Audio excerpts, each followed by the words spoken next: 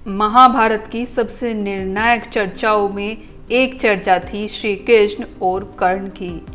अगर उनकी ये बातचीत रंग लाती तो महाभारत के युद्ध का अंत कुछ और ही होता, या हो सकता है महाभारत का युद्ध ही ना हुआ होता। ये सिर्फ दो महान आत्माओं की मुलाकात नहीं थी, ये उस क्षण की कहानी है जब इतिहास की दिशा तय हुई थी। आज हम जानने वाले हैं उन्हीं गुप्त बातों के कुछ मुख्य अंश जिसने इस युद्ध की पूरी कहानी बदल दी।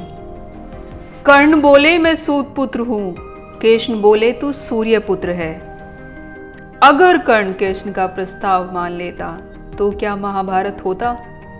क्या इतिहास कुछ और होता? वो रहस्य जो सिर्फ युद्ध से पहले दो महापुरुषों के बीच हुआ, एक प्रस्ताव, एक ठुकराई गई सच्चाई और एक ऐसा फैसला जिसने सब कुछ बदल दिया। कुरुक्षेत्र का युद्ध बहुत नजदीक था। श्री कृष्ण को पता था कि कर्ण युद्ध में एक मुख्य भूमिका निभाने वाला है।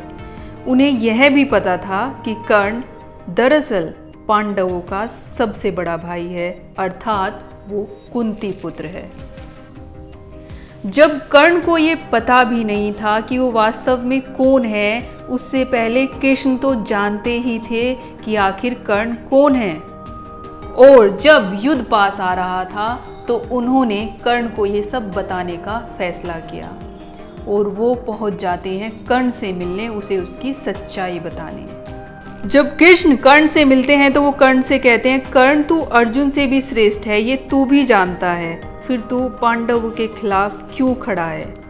इस पर कर्ण बड़े अचंभे में पड़ जाता है और बोलता है, क्योंकि मैं कौरवों के प्रति ऋणी हूँ। दुर्योधन ने मुझे सम्मान दिया जब मुझे पूरी दुनिया ने ठुकरा दिया था।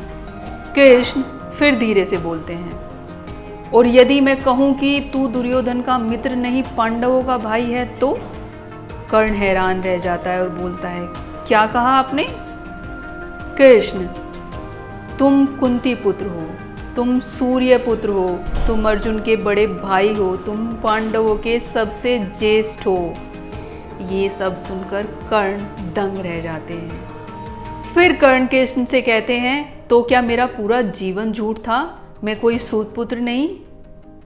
कृष्ण कहते हैं, हाँ, तुम्हारे भाग्य में राजा बनना लिखा है।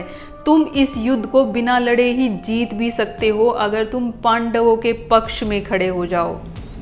ये सब सुनकर कर्ण की आंखों में आंसू आ जाते हैं और वो श्री कृष्ण से पूछते हैं, तो क्या आप चाहते हैं कि मैं दुर्योधन से विश्वासघात करूं?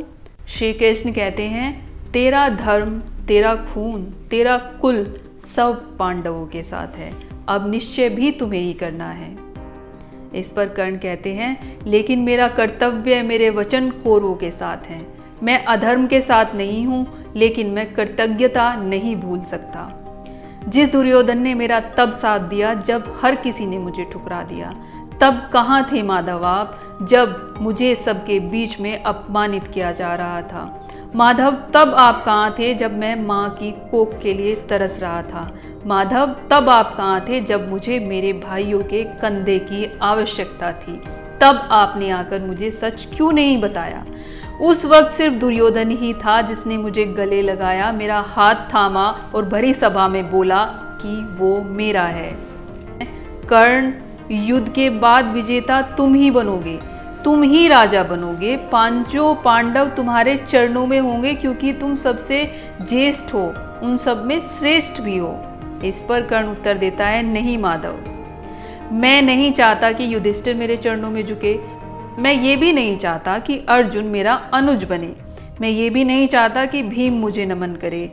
मैं ये न्याय नहीं चाहता। इस न्याय का अब मेरे लिए कोई मतलब नहीं है। इस पर कृष्ण कहते हैं, कर्ण, तुम धर्म का पालन कर रहे हो अपनी मित्रता निभाकर, लेकिन तुम्हारा मार्ग तुम्हें विनाश की ओर लेकर जाएगा। कर्ण कहता है, मैं सच्चाई जानकर भी अपनी वफादारी नहीं बदल सकता। ये सब सुनकर कृष्ण मौन होकर अपना सर झुका लेते हैं और कहते हैं, कर्ण, इस युद्ध में तेरा हारना तो तय है, लेकिन तेरा नाम हमेशा अमर रहेगा, क्योंकि श्री कृष्ण मन ही मन जानते थे कि कर्ण अपने मन में उस धर्म को निभा रहा है, वो उस इंसान का साथ देना चाहता है जिसने भरी सभा में उसका साथ दिया। कर्ण अपने उस धर्म के लिए अपनी माँ, अपने भाइयों को भी ठुकराने के लिए तैयार है। कर्ण एक ऐसा योद्धा था जो जीता नहीं लेकिन लोगों के दिलों में राज करता है। अगर कर्ण कृष्ण का प्रस्ताव मान लेता तो महाभारत शायद कभी हुआ ही नहीं होता, लेकिन वह अपने वचन, अपनी वफादारी और अपनी मर्यादा का प्रतीक बन गया। इसलिए आज भी लोग कर्ण को एक वीर नहीं, महान नायक बोलते हैं। आज की कहानी आपको कैसी लगी कमेंट सेक्शन में लिखकर बताना ना भूलें। मिलते हैं नेक्स्ट वीडियो में, तब तक के लिए राधे राधे।